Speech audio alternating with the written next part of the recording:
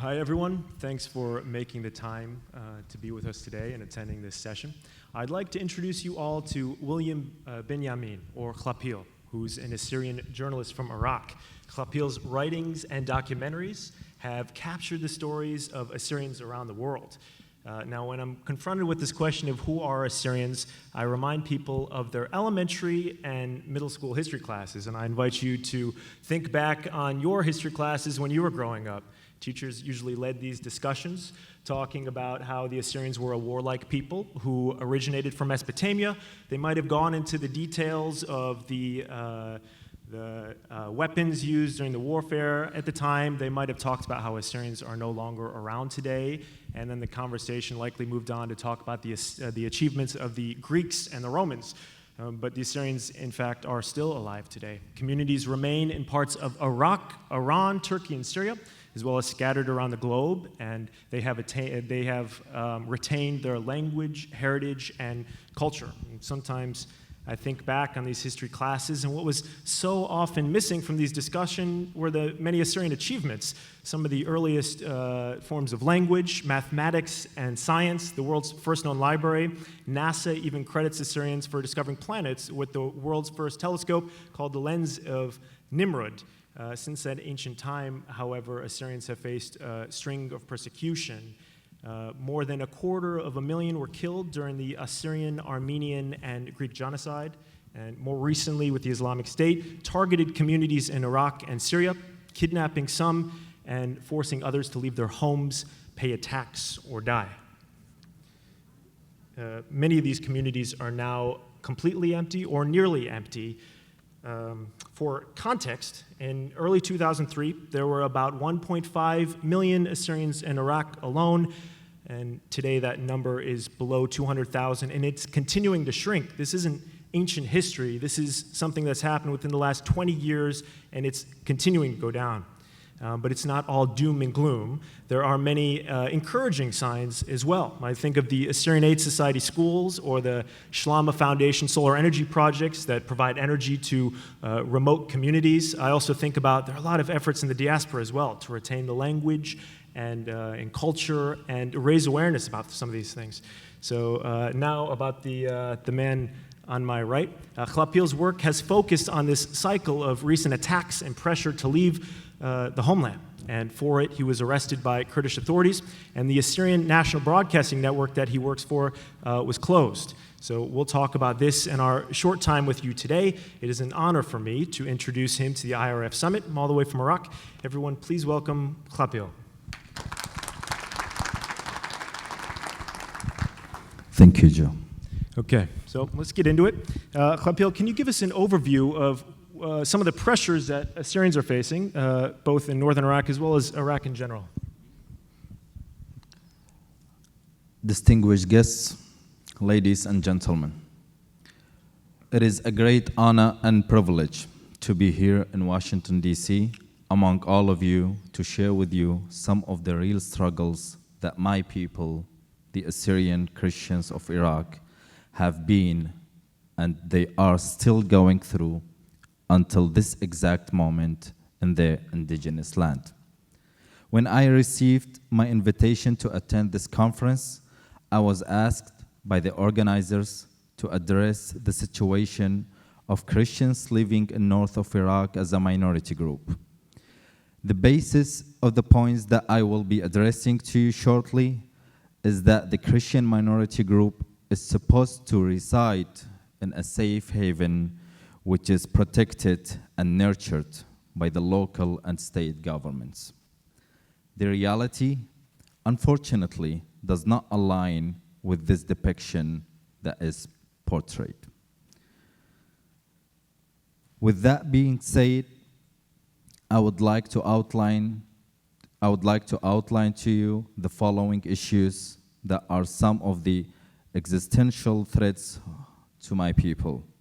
Christian children are still being forced into Islam according to Islamization of minors law. When one of the parents is Muslim, the child automatically also becomes a Muslim. Assyrians, who also are called Chaldeans and Syriacs, cannot invest and establish businesses without being forced into a partnership with members of the ruling political parties. In order for an Assyrian to start a business, you are forced to a partnership.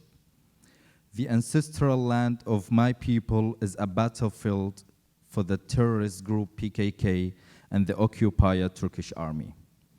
Ancient Assyrian artifacts and historical sites dating more than 4,000 years BC are continuously vandalized and damaged, sometimes even claimed to be belonging to the Kurdish culture, which create a large side effects misconception.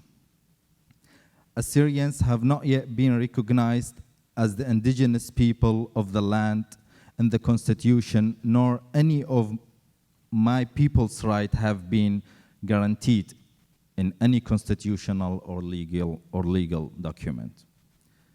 As a member of my community, born, raised, and remaining in Iraq, I come to you here with a moral and historical obligation to inform you and the world that the population of my people have, since the fall of Saddam Hussein, decreased from 1.6 million to only 84,000.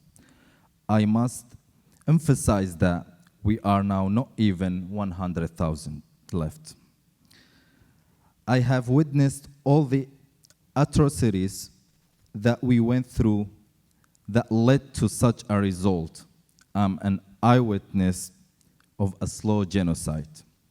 Do you know that the term genocide was invented and used by the Polish writer Raphael Lemkin when he heard about the Semele massacre that occurred in 1933, a massacre committed by the Iraqi army against Assyrians in a city called Semele. And also, this massacre, among many other massacres and genocides, have not yet been recognized, and the perpetrators have not yet compensated by people for their tragic losses, which led to massive exodus. We are asking the Iraqi government to legislate a new law that will cover the rights of Assyrians that were forced to leave Iraq, no matter when they return back to their original homeland, and all their documents to be reinstated. I would also like to note that Assyrians, even today, are constantly being bullied and threatened to leave their properties and flee Iraq by militias in Baghdad and Mosul, and by some members of the KDP, the ruling political party in north of Iraq. They are all involved in this new persecution. Official documents provide or prove that the Assyrian people own 24,500 square kilometers of land, which is 34% of the total land owned by Assyrians in what is currently being called Kurdistan in Iraq. My people cannot defend themselves against a political party that gets military aid by countries such as the United States and Iran for the purpose of fighting terrorism, but instead the aid used to cause demographic change among minority groups by stripping off people's land and properties. Even the international airport of Erbil is built illegally on land that used to belong to more than 220 Christian farmers of Ankawa. More ironic, that United Nations building in Erbil is built on a stolen land. While we appreciate the effort of the US government to support and assist minority groups of Iraq, such as Christians and Yazidis, to rebuild and restore their hometowns that were destroyed by ISIS, we ask the US Congress to pass legislation that criminalizes the demographic change. We are asking and helping my people to return and remain in what has been our ancestor homeland for thousands of years, the cradle of civilization, the cradle of modern civilization. And this can only be done by creating a safe zone with an international support for the indigenous people, such as Assyrians and Yazidis. Thank you.